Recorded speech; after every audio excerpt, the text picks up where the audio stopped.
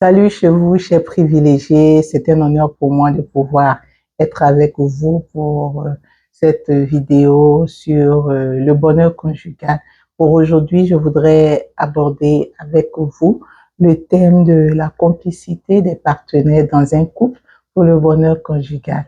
Et quand on parle de complicité, nous sommes en train de parler de la grande attente qu'il peut avoir entre un mari et son épouse.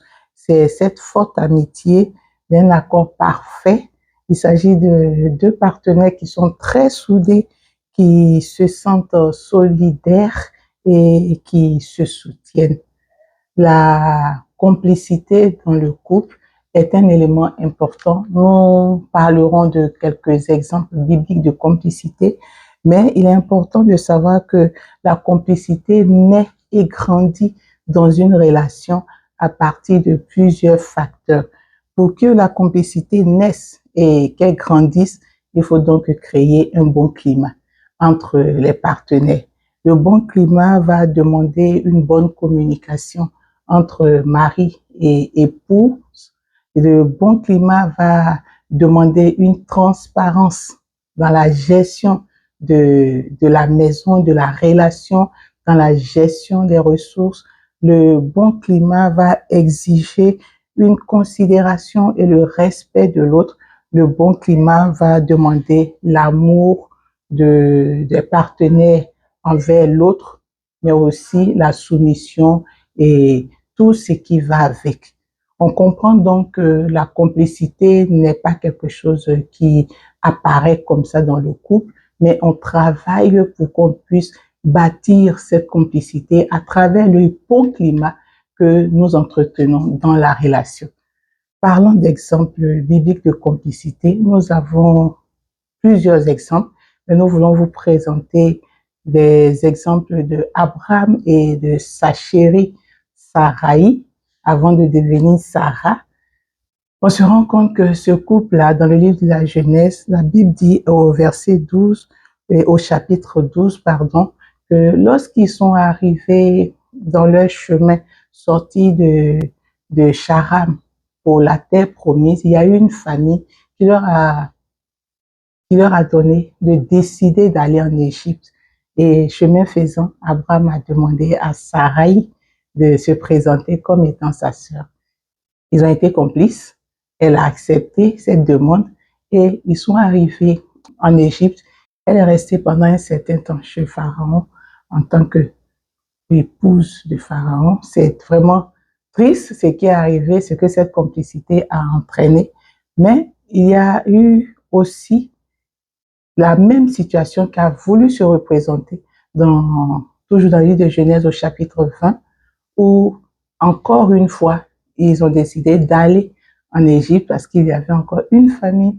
Et lorsqu'ils sont arrivés, à cause de ce que Dieu n'avait pas approuvé, ce qui s'était passé la première fois, il s'est révélé au roi et le roi est venu rendre la femme d'Abraham. Vous pourrez trouver cela en Genèse 12, verset 13, le verset 16, le verset 17 et Genèse 20, verset 2. À côté, il y a eu le cas d'Isaac, son fils, qui lui aussi a fait la même chose, a été complice avec sa charmante épouse Rebecca et qui lui a demandé de se présenter également comme sa sœur pour ne pas qu'il soit tué par le roi.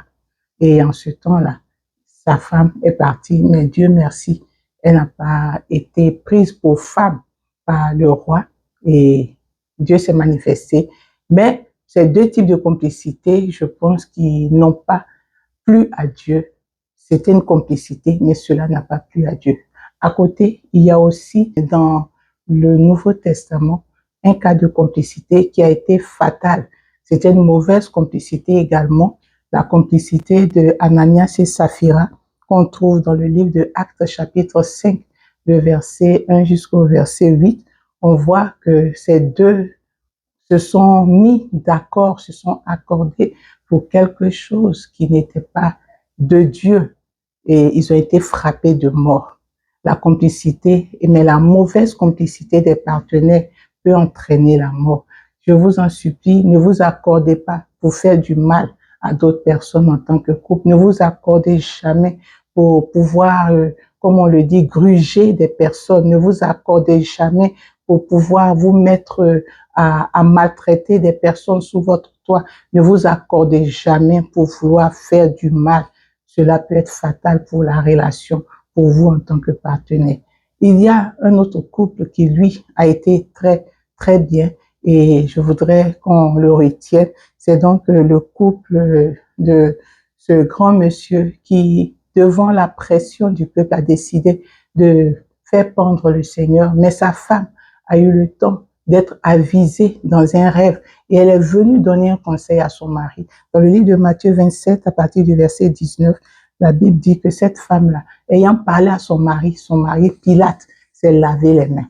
Il s'est donc dissocié de la mauvaise action. Oui, il faut être complice, mais complice pour les bonnes choses. Il faut être complice parce que la complicité est importante dans le couple. Je veux terminer en disant que la complicité dans le couple renforce la relation. La complicité permet aux partenaires d'être forts et invincibles.